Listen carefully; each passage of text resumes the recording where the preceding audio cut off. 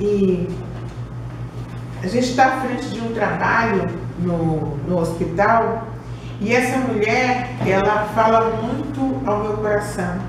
Como hoje nós vamos comemorar o Dia Internacional da Mulher, que apesar de ser na terça, nós não vamos nos ver na terça, então nós vamos comemorar hoje. Nós vamos falar sobre uma mulher. Jesus curou algumas mulheres, né? Na Bíblia nós vemos Jesus falando com algumas mulheres, e Jesus também curou algumas mulheres. E essa é uma das mulheres que Jesus curou. Eu vou falar sobre a mulher encurvada. Jesus e a mulher encurvada. Está lá em Lucas capítulo 13, versículos 10 a 17. E diz assim: Jesus estava ensinando numa das sinagogas no sábado. E estava ali uma mulher que tinha um espírito de enfermidade. Havia 18 anos. E ela andava encurvada e não podia de modo algum endireitar-se e andar ereta. Vendo-a Jesus, chamou-a e disse-lhe: mulher, estás livre da tua enfermidade.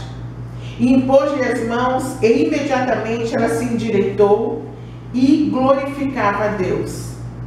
Então o chefe da sinagoga, indignado porque Jesus curara no sábado, tomando a palavra, disse à multidão: 6 dias há em que se deve trabalhar.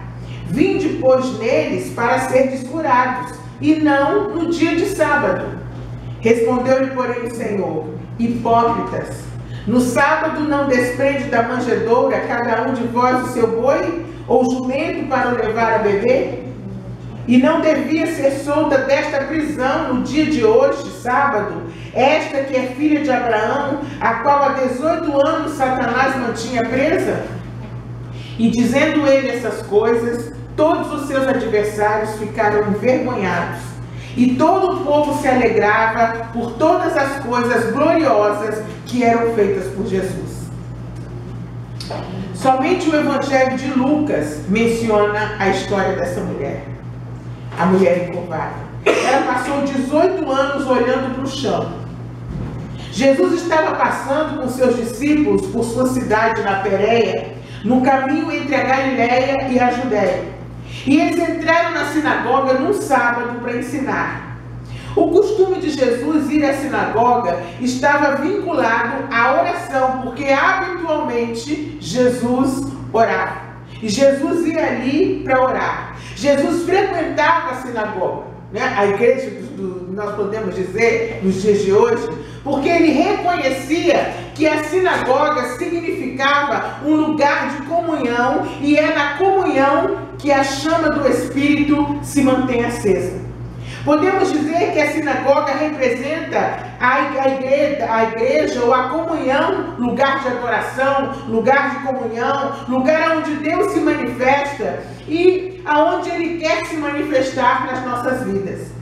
A igreja é lugar de restauração. Ali é lugar de resgate do ser humano, por intermédio do poder regenerador de Jesus Cristo. Era um dia de sábado, sendo esta a última vez que o Evangelho diz que Jesus entrou numa sinagoga. Foi a última aparição de Jesus numa sinagoga. A Bíblia nos conta a história de uma mulher que sofria dessa enfermidade por 18 anos. Era uma deformação na sua coluna cervical, fazendo com que ela andasse totalmente encurvada. Essa mulher devia andar assim. A Bíblia diz que ela andava totalmente encurvada. A Bíblia nos conta também que essa enfermidade era causada por um espírito maligno e que de modo algum a mulher conseguia endireitar-se ou andar ereta. A história dessa mulher nos transporta para um universo de muitas pessoas que hoje em dia, assim como ela, estão vivendo situações terríveis, sofrendo com enfermidades que trazem consigo outros males que acabam tornando doentes a alma e o corpo da pessoa. Aquela mulher constantemente ia até a sinagoga. Jesus já vinha sendo rejeitado nesse ponto da história.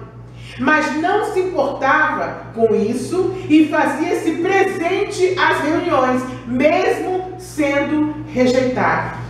Ele estava observando o povo que entrava na sinagoga quando viu aquela mulher e foi movido de íntima compaixão. Olhou-a naquele estado, chamou-a e ela se dirigiu a ele. Apesar de estar sempre na sinagoga, nada de novo acontecia na vida daquela mulher.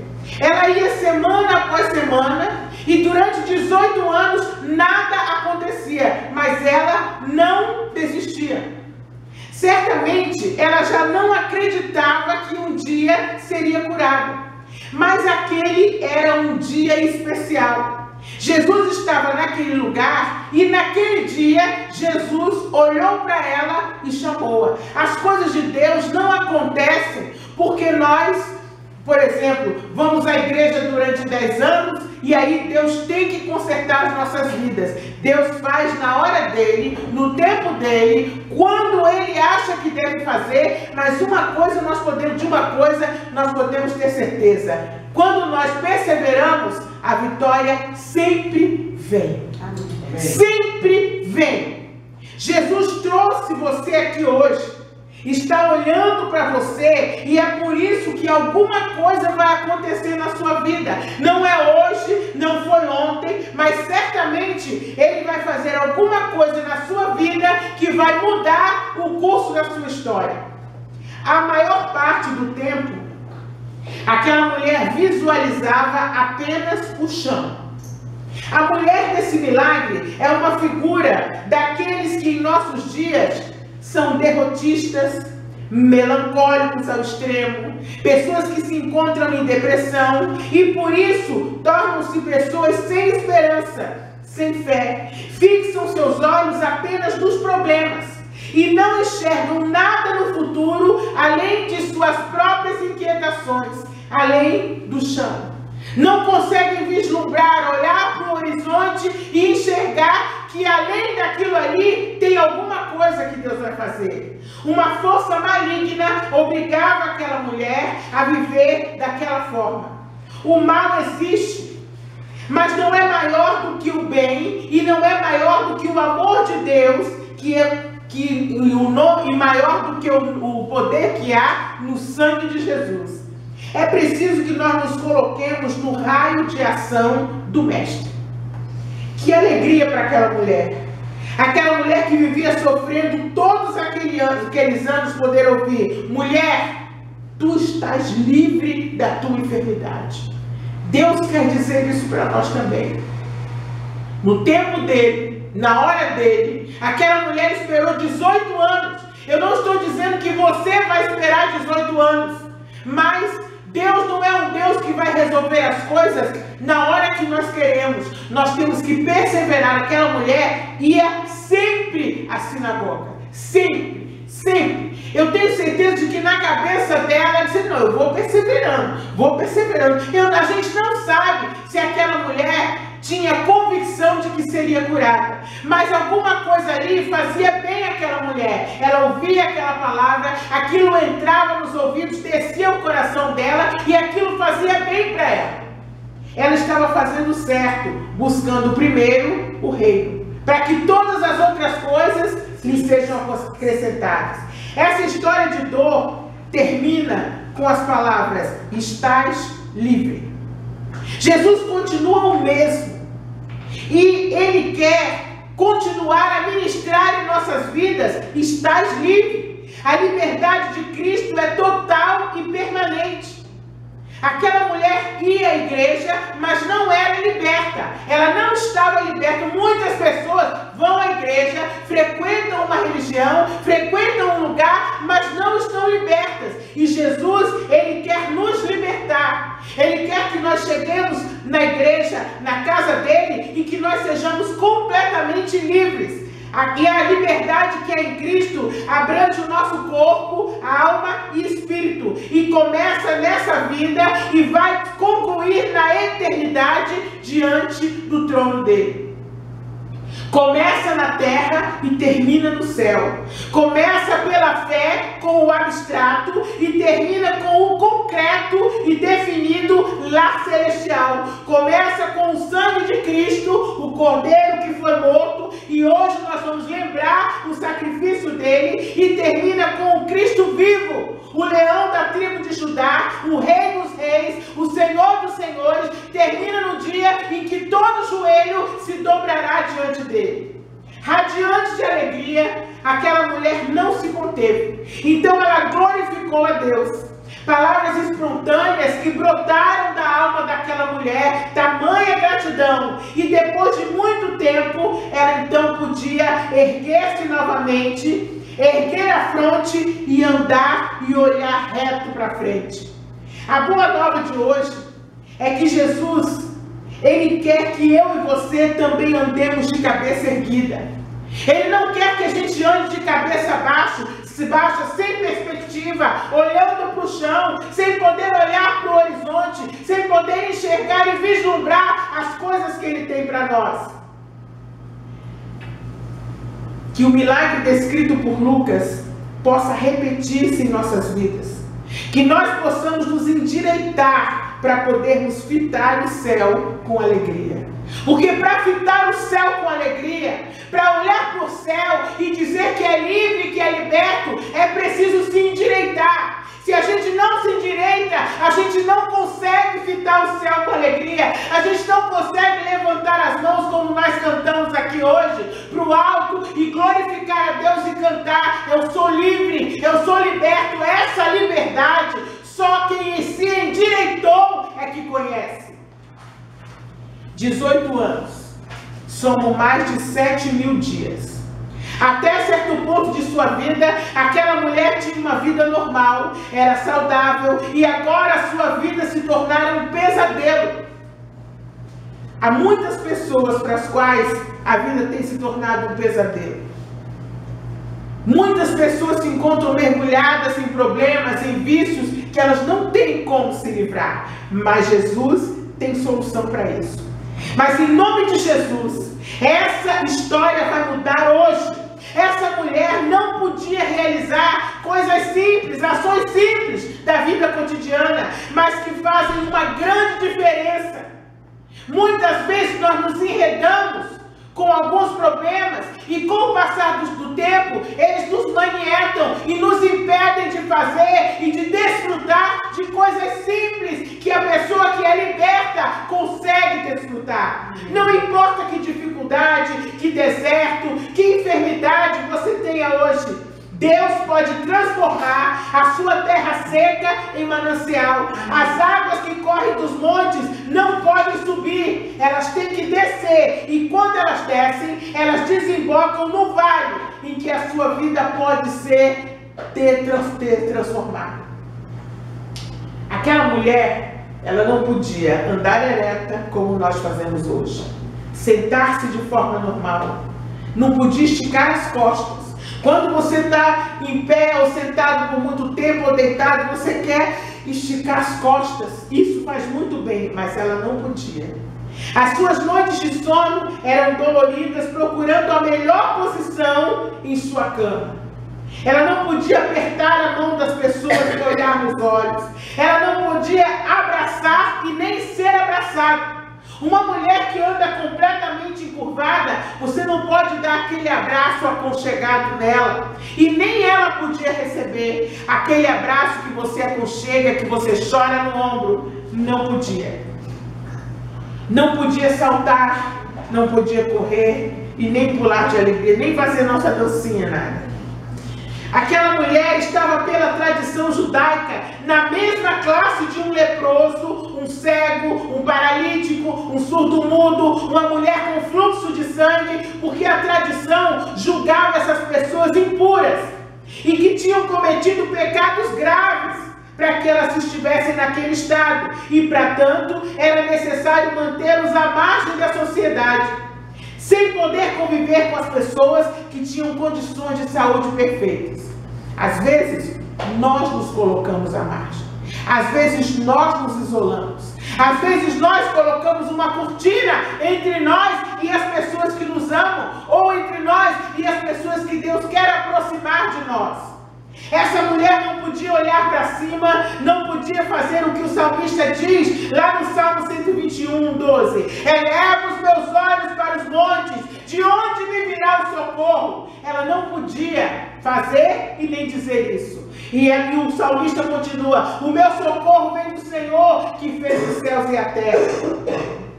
A perspectiva daquela mulher era andar encurvada a vida toda, olhando para o chão. Não ter uma noite de sono agradável, porque as dores que ela sentia deviam ser muito fortes. Não sentir o toque da mão de alguém. Não sentir o calor de um abraço. Olhar sempre e somente para baixo. Olhar somente para o vale em que a sua vida se transformara. Sem sonhos, sem esperança e, portanto, cheia de tristeza. Não podia sentar como uma pessoa normal e conversar normalmente. Se você se sente como ela, não se desespere. A sua história vai mudar porque Deus vai transformar a sua vida. Persevere. Aquela mulher perseverou. Persevere. Persevere. Ao ouvir a voz de Jesus chamando-a, ainda que ela não pudesse olhar para ele, por causa da coluna encurvada, aconteceram 3 coisas muito importantes. Em primeiro lugar, alguém olhou para ela com um olhar diferente. Em segundo lugar, a voz que a chamava também era diferente das outras vozes que todos os dias ela estava acostumada a ouvir. Era uma voz completamente diferente. Essa voz não era a da hipocrisia e nem a voz da religiosidade. Era a voz da autoridade e ao mesmo tempo era uma voz acolhedora e cheia de amor. Essas 3 coisas, alguém olhou para ela, a voz que a chamava era uma voz diferente, com autoridade, e em terceiro lugar, não era uma voz de hipócrita e nem de um religioso, era a voz que acolhia e que curava. Jesus está chamando o seu nome e o meu nome também. Ele não quer que a gente passe a vida encurvado diante dos problemas, encurvado diante de coisas que a gente das quais a gente não consegue se libertar. Jesus queria que essa mulher vivesse a dimensão do milagre, da alegria e da experiência profunda. Ainda que com dúvidas, imagine essa mulher atravessando aquele salão, em meio às demais pessoas, andando com dificuldade, cheia de dores, de sofrimento, de rejeição, e como que em um último sopro de esperança, ela chega até a presença do Mestre. Então ele impõe as mãos sobre ela e a toca. O toque de Jesus veio seguido de uma palavra profética: mulher, tu estás livre da tua enfermidade. E diz a Bíblia que instantaneamente ela ficou curada e dava glórias a Deus. O chefe da sinagoga ficou indignado. E aí ele usou como justificativa guardar a lei do sábado, a religiosidade.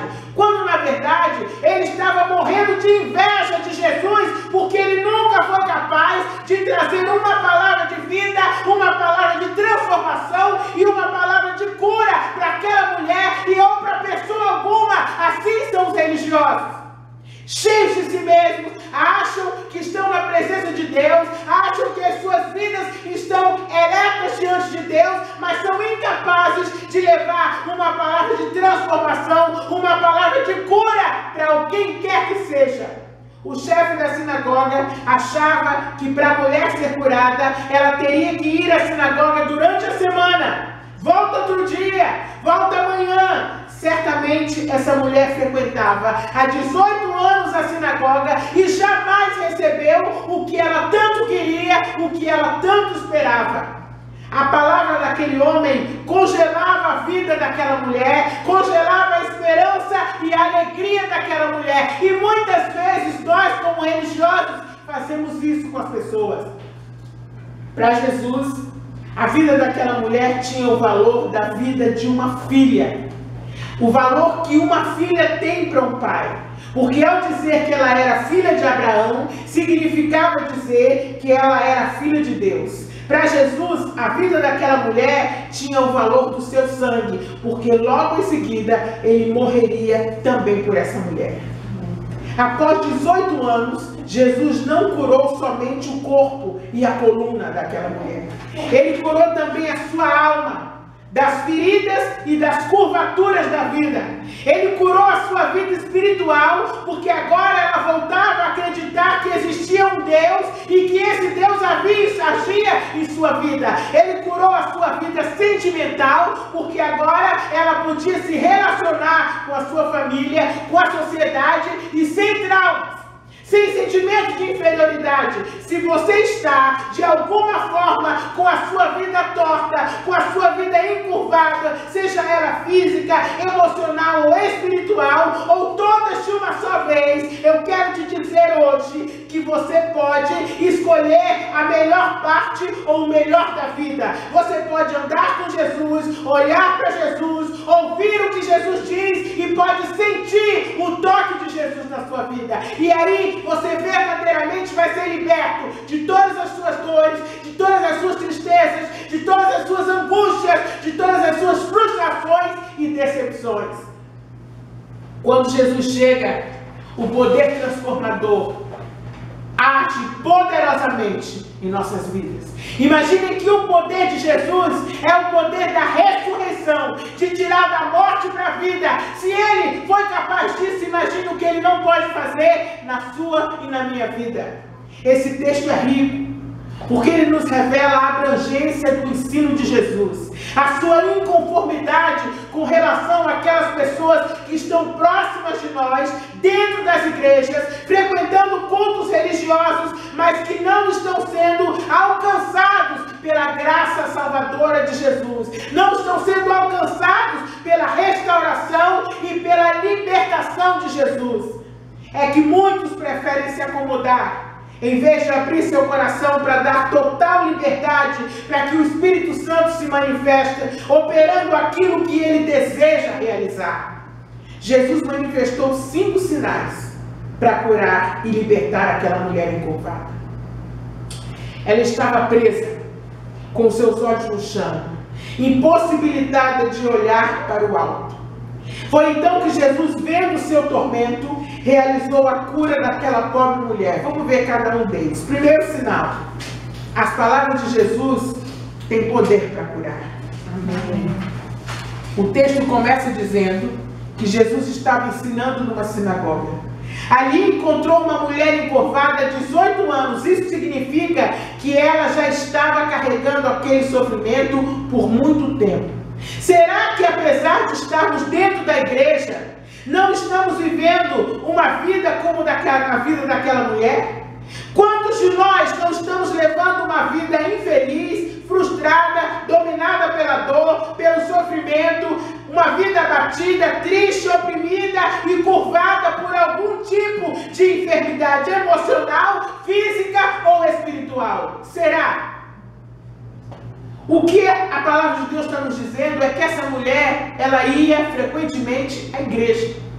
Mas apesar dela ir frequentemente à sinagoga, ela não estava liberta. E Deus está falando conosco hoje. Ele quer nos libertar para que quando a gente tocar o Anara ou o Jonathan cantarem e tocarem aqui Eu Sou Livre, a gente poder cantar do fundo da nossa alma, a gente poder chorar de alegria, se emocionar, porque nós sabemos que Ele verdadeiramente nos libertou.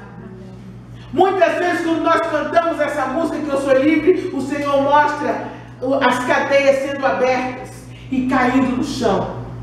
Ele liberta. Em Lucas 13:12 diz assim: e vendo a Jesus, chamou a si e disse-lhe: mulher, tu estás livre da tua enfermidade. A palavra de Jesus foi de libertação. A cura foi instantânea. Jesus sabia que uma vida encurvada deixa o nosso olhar voltado para baixo, deixa o nosso olhar voltado para nós mesmos, para os nossos problemas, para os nossos interesses, para as nossas mazelas. Enquanto não formos libertos e curados, as nossas vidas estarão sempre escravizadas e presas a alguma coisa. Aquele dia era sábado, e desonrar o sábado era uma questão muito grave.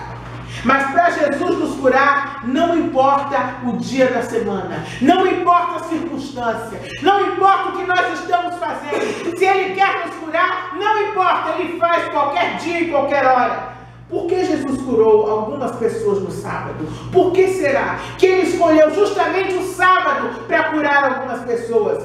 Jesus havia percebido que os líderes religiosos davam excessivo destaque cada vez mais à aparência externa. Uma atitude superficial à lei, em vez de cultivarem uma atitude de submissão e de intimidade com Deus. Assim, a ostentação da obediência à lei, eles batiam no peito: eu sou filho de Abraão, eu cumpro os mandamentos. O cumprimento das leis e das ordenanças que acrescentaram a ela, nada acrescentaram a ela, tornou-se uma fonte de orgulho para aqueles homens, e não uma demonstração de amor por Deus e pelo próximo. Nós temos que ter cuidado para não fazermos o mesmo. Não acharmos que somos religiosos, que vamos à igreja, que já conhecemos a Jesus Cristo, então tudo vai bem conosco e os ímpios estão lá do outro lado. O segundo sinal: os mais próximos serão curados primeiro. Aquele dia era especial. Jesus não hesitou em livrá-la de sua enfermidade quando ela atendeu ao seu chamado. As mulheres da sinagoga ocupavam os últimos lugares. Não adoravam junto com os homens. Havia uma cortina que as separava dos homens. E mesmo assim, Jesus a viu e chamou-a, liberando uma palavra de autoridade para o espírito de enfermidade que atormentava aquela mulher. Quando ela se aproximou de Jesus, ele a tocou e ela foi curada da sua enfermidade. E ali ela foi liberta. Realmente é assim. Quando Jesus comparece às nossas reuniões, os oprimidos são libertos, os doentes são curados, os caídos são levantados e restaurados. É totalmente impossível que aquele que comparece diante de Jesus, aquele que tem crido nas suas palavras, não sejam libertos, a não ser que a sua vida esteja torta. Pode estar cheio de ataduras malignas, enfermidades emocionais e com seu caminhar totalmente transtornado. Onde tem a presença de Jesus, a cura tem que se manifestar.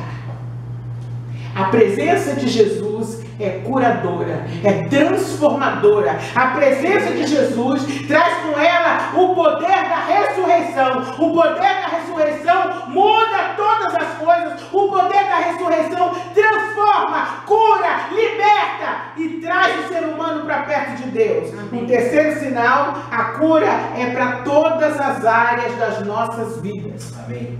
Jesus não quer te dar só um emprego, um carro, nem curar a sua dor de cabeça, a sua dor no pé, o seu problema no fígado. Não! A cura é para todas as áreas das nossas vidas. Nós somos frutos de uma geração que foi abatida pela ação do pecado. A ignorância que imperava nos nossos patriarcas acabaram nos roubando a compreensão de que alianças com o inimigo podem trazer maldições que se estendem por toda uma geração.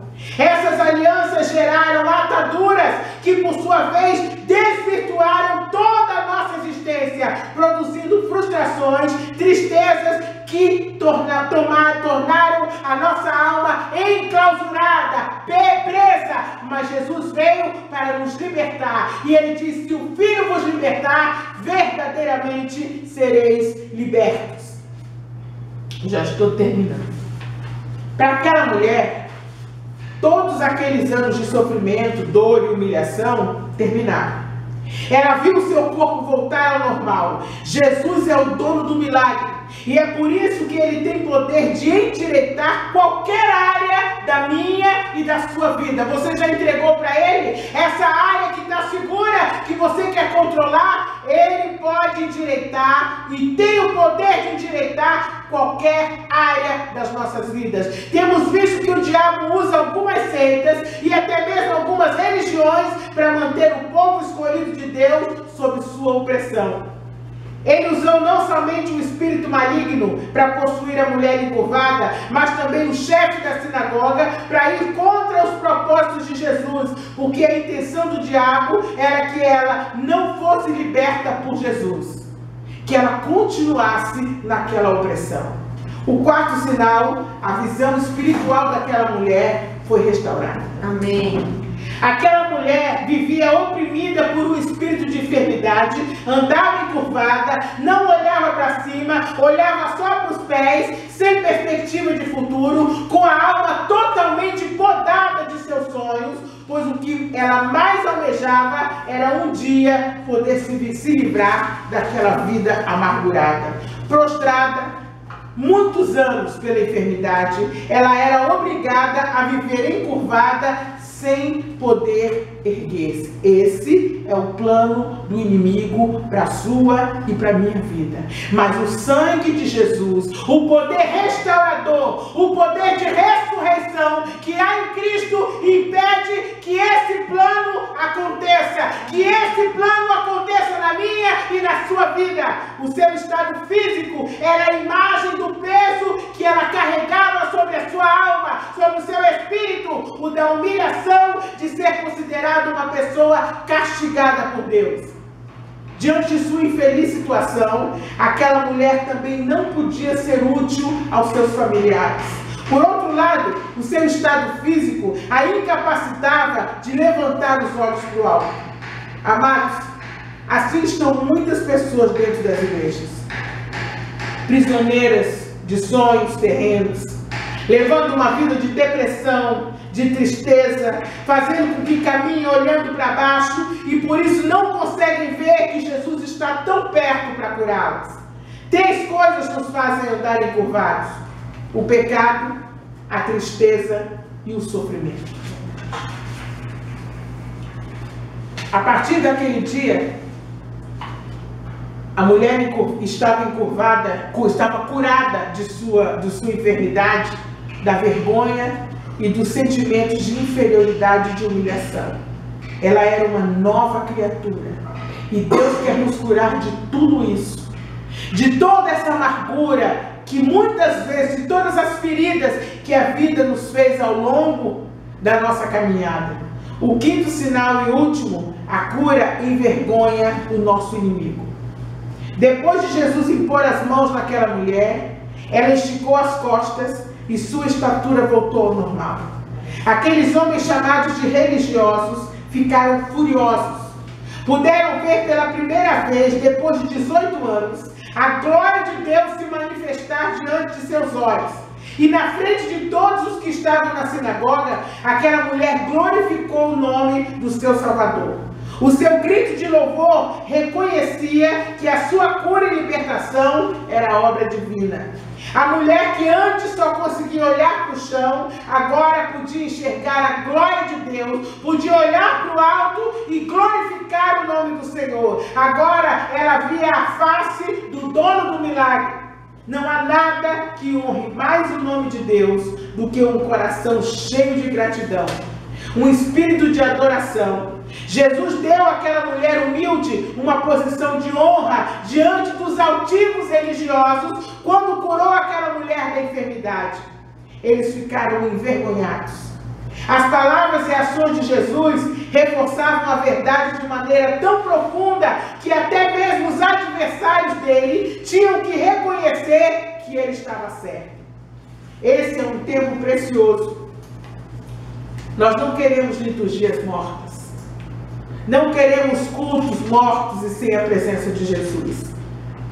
Ele tem comparecido e tem estado conosco de forma poderosa, realizando aquilo que lhe apraz, alegrando nossos corações.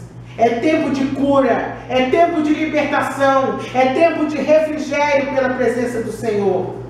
Você se sente uma pessoa encurvada? O que tem feito você se sentir encurvado? A falta de perdão, a falta de amor? Você precisa de libertação em alguma área da sua vida? É algum sentimento de culpa?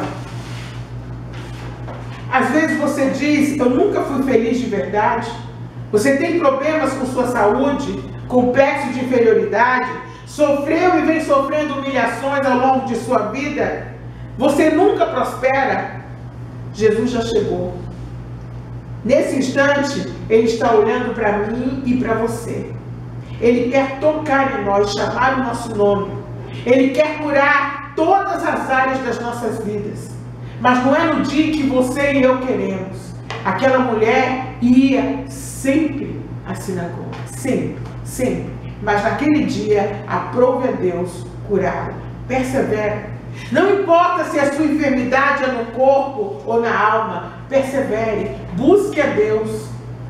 Persevere na presença dEle. E um dia você vai ouvir: estás livre da tua enfermidade.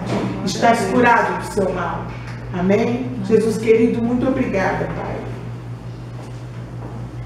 Obrigada por tua palavra. Obrigada pelo poder que é em ti.